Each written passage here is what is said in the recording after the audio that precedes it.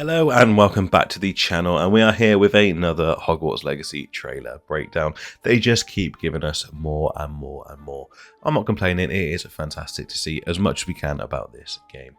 Now, this last week or so we've been receiving lots of videos through the Hogwarts Legacy Instagram. I think they've been pushing that version of their social media, and we've been seeing lots of different videos based around this specific handbook that they teased at the beginning of the week. This is finally all being accumulated into one trailer video, which I'm now going to break down for you. I'll go through it frame by frame to see if I can find any secrets. If you're interested in anything Hogwarts Legacy, then consider subscribing to the channel. We cover the game in full. We break down every single trailer and every single bit of information that we get about the game into the deepest depths possible, and come up with all sorts of theories and explanations as to what's going on in the trailers that we've received.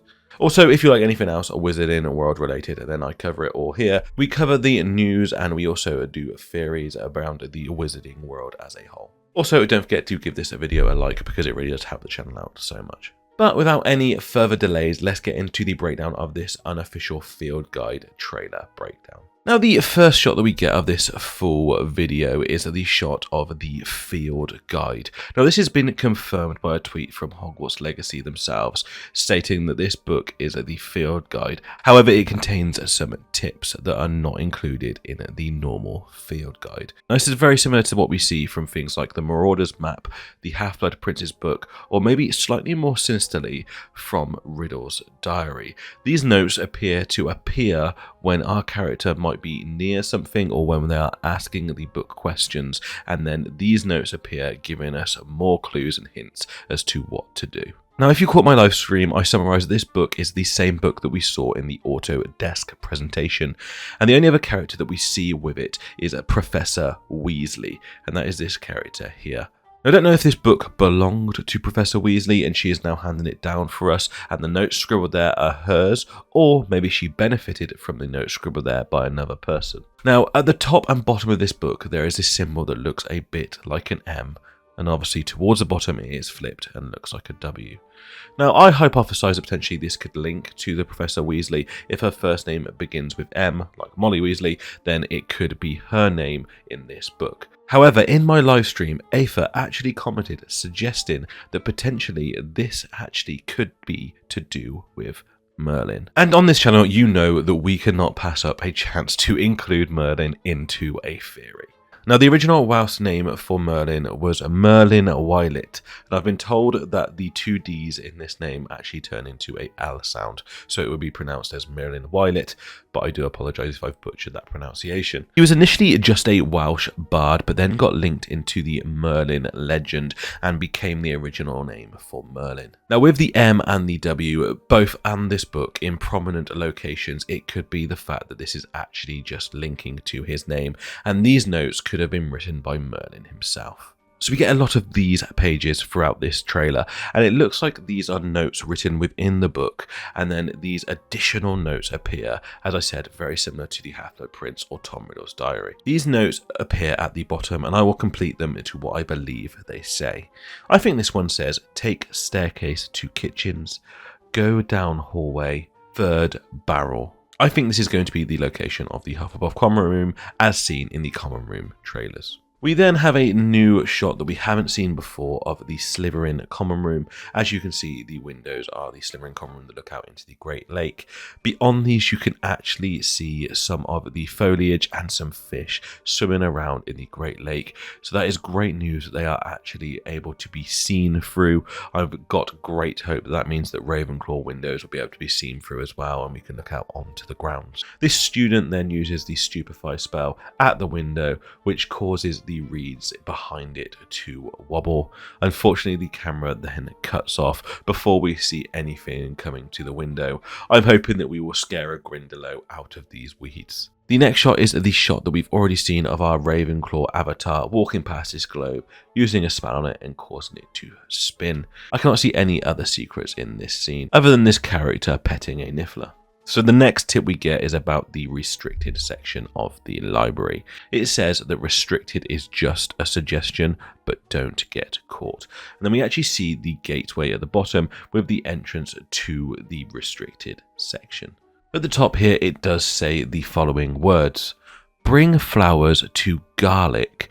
Make sure they're not something. Now, in this sentence, the word garlic is spelt differently to the herb, and it's also capitalized, which makes me think this is either the name of a person or a location. This could potentially be one of the hamlets around the Hogwarts school area, and potentially you have to bring them flowers to make some sort of potion. Again, this could be a character, and you have to bring it to them for some sort of mission, and if you do, you will unlock something secret. The third tip that we get is about the Defense Against the Dark Arts classroom. The classroom was made for mischief, like meddling with Professor Hecat's Hebridean black skeleton. For some reason, they highlight the word skeleton in this. Now, at this time, I'm not entirely sure what this is for, but we can see in one of the earlier trailers that the skeleton does fall apart and fall down on one of our characters. So potentially this is indicating that there is something hidden within the skeleton that we can find it is actually a secret. The notes to the top of this screen are just spells that we know from the Harry Potter universe. We can see the full body bind curse, Petrificus Totalis. We can see a Rictus Sempra, the tickling charm. We can see the ridiculous charm, which is the charm to banish a boggart, and then what looks like stupefy at the bottom, the stunning spell. This could indicate that these spells are all within the game, which would be really interesting to see us fight boggarts at some point. The shot that follows is the shot from the trailer with the dragon skull falling down towards this student. Tip number 4 is one of my favourites, and it says avoid Peeves at all cost. But let's face it, we're not going to, because Peeves is a character that we have wanted to see for so long and is such a great character in the original Harry Potter books. In this clip, he stood in front of this long hallway. I'm not entirely sure where this is going to be within the castle. There's 2 suits of armour flanking the entrance, and he is juggling what looks to be some sort of flaming sticks. And the text on this one, as the screen moves up, says, ask about Sharp Aura badge. Now, Professor Sharp has been confirmed as a teacher and is believed to be the potions teacher. He walks with a limp and has a very mad-eye, moody feel about him, so it makes sense if he has been a previous aura. Maybe if we get his badge and bring it to another location, it will unlock some sort of secret. The next tip, number 5, gets scribbled out very quickly, and this is the Secret Crosswands Dueling Club. Now, I think this is going to be a secret dueling club that we see throughout the Hogwarts and Hogsmeade locations that you can participate in and potentially win money and secrets when you do.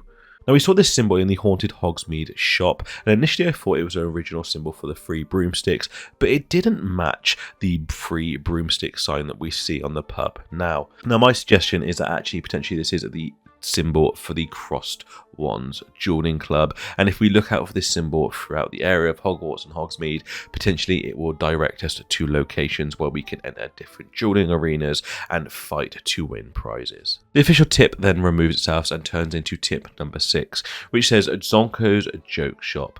Zonko's is your one-stop shop for causing mayhem and mischief. There is then also some text around this. So to the bottom left, it says 2 different notes. The first one says, Cauldron Cake's batter is moist, good to be traded with.